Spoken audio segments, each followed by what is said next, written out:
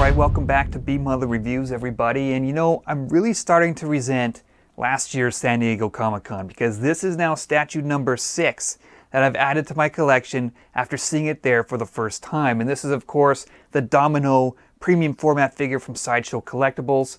Now, do you need to add this lucky lady to your collection? Well, let's get in the review and find out.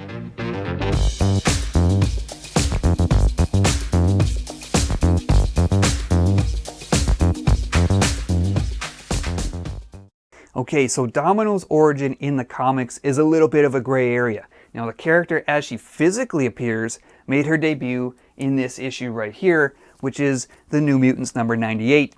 Also the debut of another character you might recognize here on the cover. But if you look at the fine print on the label, it says the first appearance of Vanessa as Domino. Now, Vanessa is also known as the shape-shifting mutant Copycat. So the first time she appeared in comics, it was actually an imposter version of her. This story was explained later on in X-Force number 11, but then people said, hey, wait a second, X-Force number 8 was actually a flashback issue. So the Domino in that book must have been the real Domino. In fact, that is the issue that is most often credited as the first appearance of the real Domino.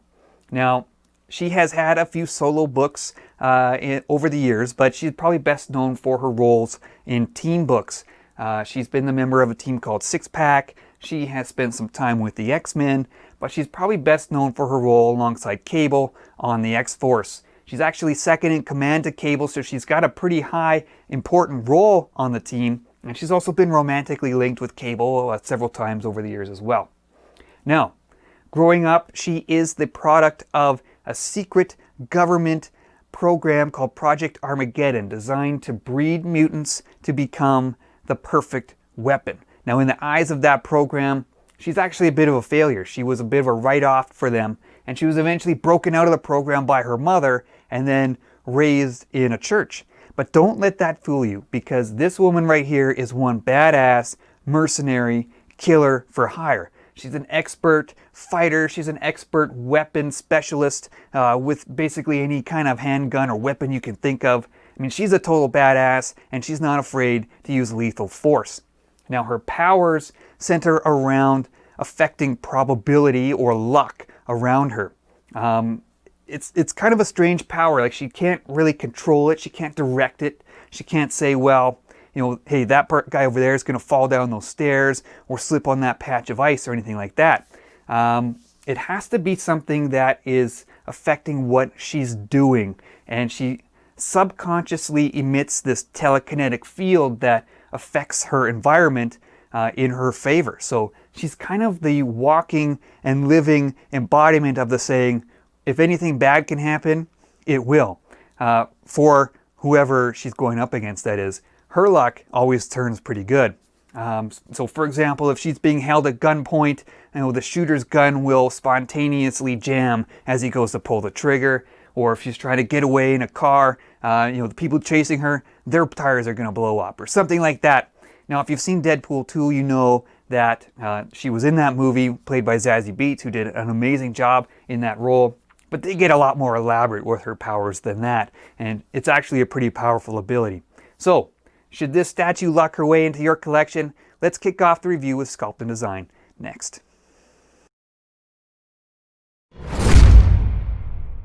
Alright, so we're going to start off talking about the design of this statue, and not to spoil the surprise, but I think the design is absolutely the best part about this statue. I mean, what better way to visualize luck-based powers than at a casino? And you can see she's sitting atop this slot machine here.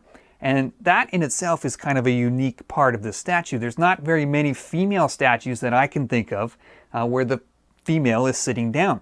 The only other one that comes to mind immediately for me is the XM Medusa, but that was more of a throne statue. This is more of an action piece in my mind, or the finale of an action scene. I can picture it pretty vividly in my mind. I see her doing all kinds of flips and jumps through a casino on her way to some elaborate heist and taking out a room full of mobsters as she does it. And you can see she's got a little smile on her face. She really enjoys doing what she does best. and she ends up on top of the slot machine. It's riddled with bullets, but yet somehow she is completely unscathed. And oh, and she just casually flicks the lever on the slot machine with her foot, and wouldn't you know it, she hits the jackpot. You can see this massive pile of coins around the base, and it's also riddled with bullet casings. If you look close at the coins, there's some of them with a little Deadpool logo on the flip side of them. So I love the design of this statue. I think it absolutely suits this character to a T.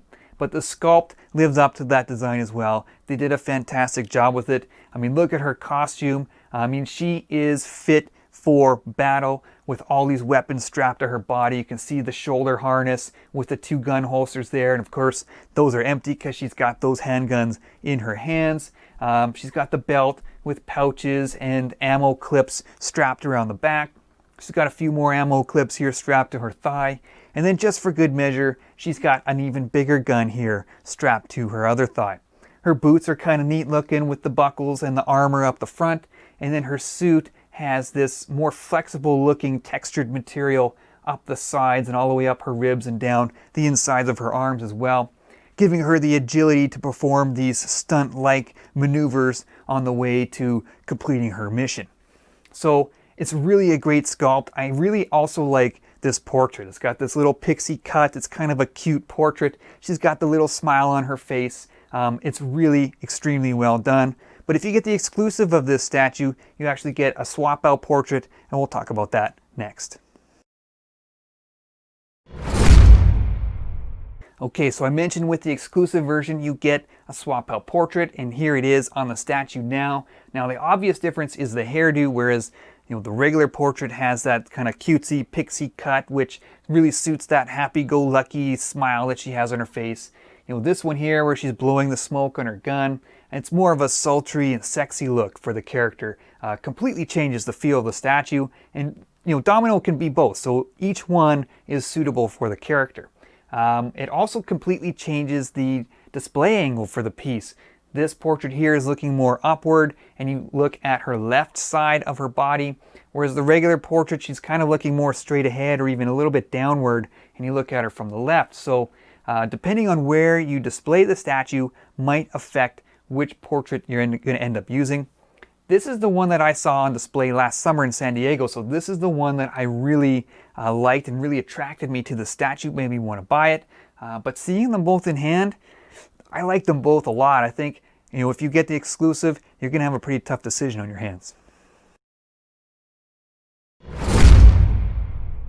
All right, let's talk about the paint on this statue. And what impressed me about the base is you can see it's got this black riser and then this pile of gold coins there. And it appears to be cast all as one piece. And they didn't get a speck of gold paint anywhere on that black riser. So really nice job there. The slot machine itself, mostly just a metallic finish. There's a little bit of scorch marks and things around all these bullet holes.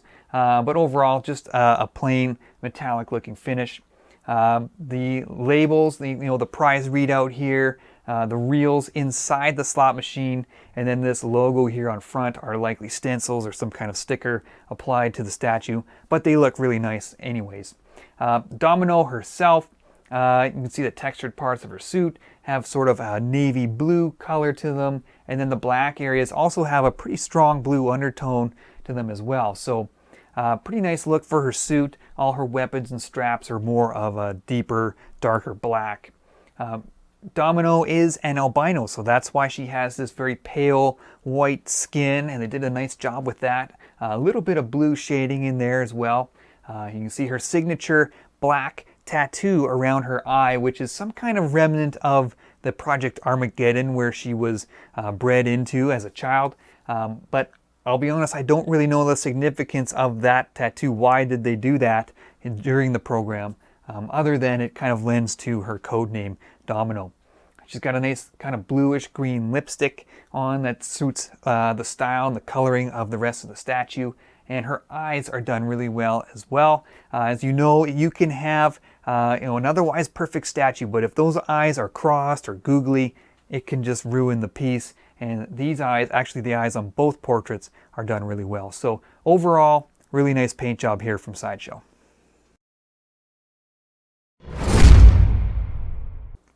All right, production quality on this piece, it's a really nice quality piece from Sideshow. Let's take a look at the base here. It is largely just one piece, aside from the lever, which connects to the side of the slot machine with a magnet, and actually connects to the underside of her foot with a magnet as well.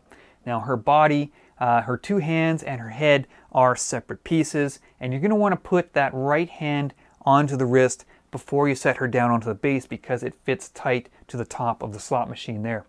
The little piece of smoke here is a separate piece as well, so if you don't like that look, you can take that off, put it back in the box, and you don't have to display it. You know, if anything was going to go wrong with this piece, I think it would have been the fitment of the lever and the right hand, but I'm happy to see on mine all the pieces fit together pretty perfectly on the statue. All the parts are held together firmly and securely. Overall, it's just a really solid production from Sideshow, and I have absolutely no complaints in that department. Alright, it's time to wrap up the review. We've got Domino, the premium format figure from Sideshow Collectibles. Now, even though she's not battling a sentinel or in the midst of a fight in the danger room, I still consider her to be part of the current X-Men line from Sideshow. And I was thinking to myself as I was putting this review together, between what I own and what I saw last year at the conventions, I've actually seen every piece in the line. And if you'd have given me a list of all the characters that they planned on doing ahead of time and said, well, which ones excite you the most, Domino probably would have been near the bottom of the list. Now, obviously, I like the character enough to have bought the statue, but with a great design, solid sculpt, great paint job, and a really impressive production quality on this piece, Domino, I have to say, is near the top of my list now. I think she's absolutely one of the best in the X-Men line so far. This statue turned out absolutely fantastic. It's an amazing piece, and I think you need it in your collection too. So, there you have it, Domino from Sideshow Collectibles. I hope you enjoyed the review. Stay tuned to the channel. We're going to have lots more coming later this year, including many more X-Men related pieces. So stay tuned, and we'll talk to you guys soon.